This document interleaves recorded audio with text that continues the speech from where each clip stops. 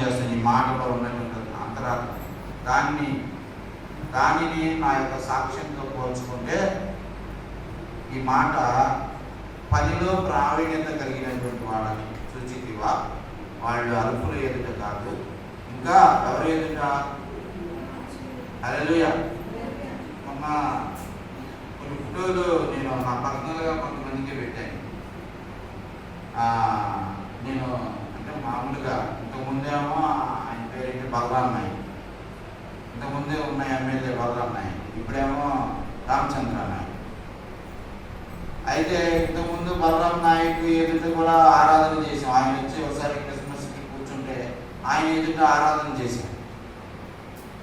ఇంకా చాలామంది అధికారులు వచ్చారు, ఆడ ముందు ఆరాధన చేశాం. ఒక సంవత్సరం కాదు, కనీసం 3 సంవత్సరాల నుంచి అలాంటి పెద్ద పెద్ద వాళ్ళ దగ్గర వాళ్ళు వచ్చి కూర్చున్నప్పుడు క్రిస్మస్కి అక్కడ ఇక్కడ చూస్తున్నప్పుడు వాళ్ళ ముందు ప్రార్థన చేయటం, వాళ్ళకి వాళ్ళు వచ్చి ఏం అడుగుతున్నారంటే, అయ్యగారు నాకు ప్రార్థన చేయండి అని అడుగుతున్నారు. హల్లెలూయా. మన ఆయన రామచంద్ర నాయక్ గెలవడానికి ముందు ఆయన బిషప్ కాంపౌండ్లో మీటింగ్ పెడితే ఆయన వచ్చి ఏమన్నాడంటే, అయ్యా గెలిస్తే మీకు ఏదో ఒక సహాయం చేస్తానయ్యా, మీరు నా గురించి ప్రార్థన చేయండి అయ్యా అనేసి మనిషికి ఆయన ఏం చేశాడు? దండం పెట్టి చెప్పాడు. హల్లెలూయా.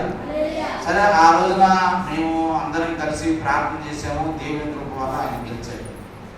ఆయన గెలిచిన తర్వాత మళ్ళీ ఈ మధ్యలో మేబాద్ ఆయన పేరేంటమ్మా, ఇప్పుడు ఆయన ఎవరో నిలబడ్డాడు చూడు, నిలబడిన కాంగ్రెస్ ఎంపీ ఎవరు?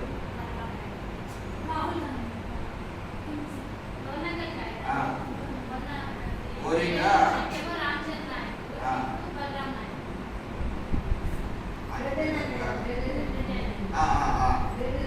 ఆయన పాత ఆయన అనుకుంటా.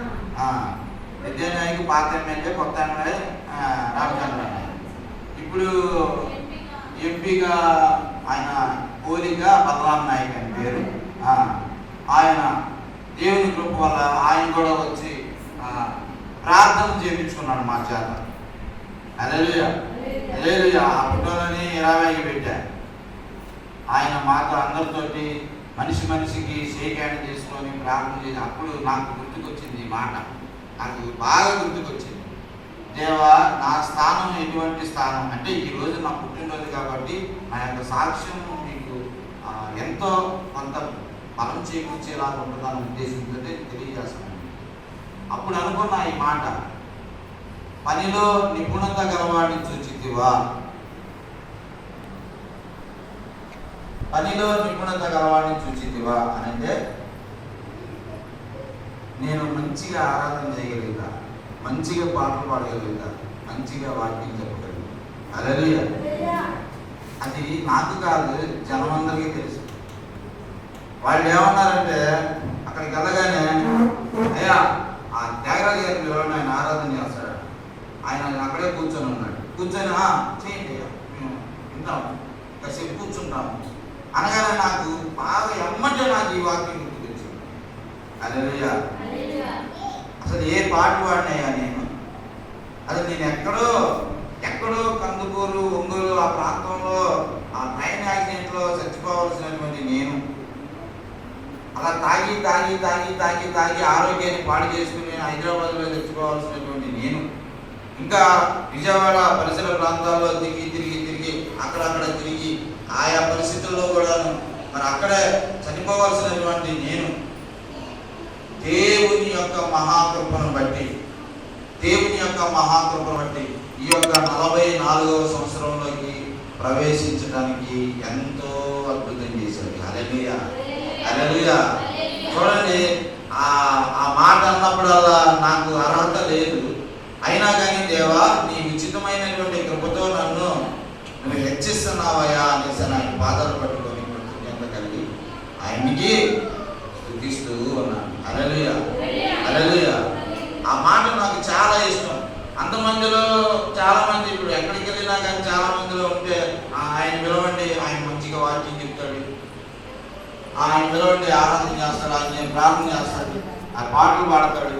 ఇలాంటి వింటున్నప్పుడు నాకు ఒక మంచి మనసుకు ఉత్తేజం ఇచ్చేటటువంటి మాట ఏంటంటే, ఇదిగో రాజులు ఎదుటే ఆయన అల్పుల ఎదుట కాదు, రాజుల ఎదుట నిలబెడతాడు. హల్లెలూయా. ఈ లోక అధికారుల ఎదుట నిలబెడతాడు. ఎంత ధన్యత అండి ఇది! ఎంతమందికి ఉంటుందండి ఇది! ఇది నా ఒక్కడికి అంటే నా యొక్క సొంత జీవితం వలన, సొంత ఆలోచన వలన, సొంత మాటల వలన, సొంత జ్ఞానం వలన ఇది కలిగింది కాదు. బాగా గమనించాలి. ఇది నా యొక్క సొంత ఆలోచన వల్ల కలిగింది కాదు, ఇది దేవుని యొక్క ప్రణాళిక ద్వారా కలిగినది. హల్లెలూయా. దేవుడి చిత్తము ద్వారా జరిగింది, దేవుని యొక్క ఆలోచన ద్వారా జరిగింది. ఇలా అందుకనే ఈ రోజున మరి ఆ మాటలు మీకు వినిపింపజేయాలని దేవుడు ఈ యొక్క కార్యాన్ని సిద్ధం చేశాడు. హల్లెలూయా. హల్లెలూయా. చక్కగా నేను ఏం అడగలేదు, చేస్తానని కానీ చేయనని ఎవరికైనా చెప్పానని నేను ఇవాళ ఏదైనా చెయ్యాలి ఇది అనేసి ఎవరికి చెప్పాను? ఎవరికి చెప్పలేదు. 20 ఫోన్ చేసి అంతే మేము కేక్ తీసుకొస్తాం అన్నప్పుడు అప్పుడు బట్టలు బయలుదేరండి. ఆ బట్టలు ఆ టైంలో వేరేవాడు బట్టలు ఏం చేస్తాం? మరి పాస్టర్ గప్పుని మాట్లాడుతున్నాం, మరి చెట్లేమో కొట్టలేదు. మళ్ళీ ఏదన్నా అన్న అనుకో చేసి ఆ పాస్టర్ గారి గోపి చెప్పాలి. వాడిని ఏం చేయాలి? దీనిగా ఆ టైంలో కూర్చోమా పక్కా కూర్చాడు కానీ కుమ్మీలు లేదు. ఏం చేయాలి వాడిని? ప్యాంటు చూస్తేనేమో ఇది ఉడిపోయింటే తెలియదు. హల్లెలూయా.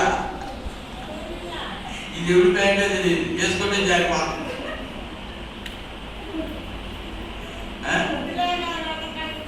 హల్లెలూయా. ఈ సర్లే దేవుడు ఇచ్చింది చాలే అని చెప్పుకొని వచ్చేసాయి. మరి అవి కూడా ఏమో ఇవి ఇప్పటికే 3 నెలలు అవుతుంది, ఇవి కూడా ఎక్కువ మాట్లాడితే ఇవి కూడా ఇవ్వడానికి తీసుకొని వచ్చేసాను. హల్లెలూయా. హల్లెలూయా. మంచిది. ఈ యొక్క వాక్యం మన అందరి వినికిడిలో ప్రభువు దీవించును గాక. ప్రార్థన చేసుకుందాం. తల వంచండి. సమర్పణ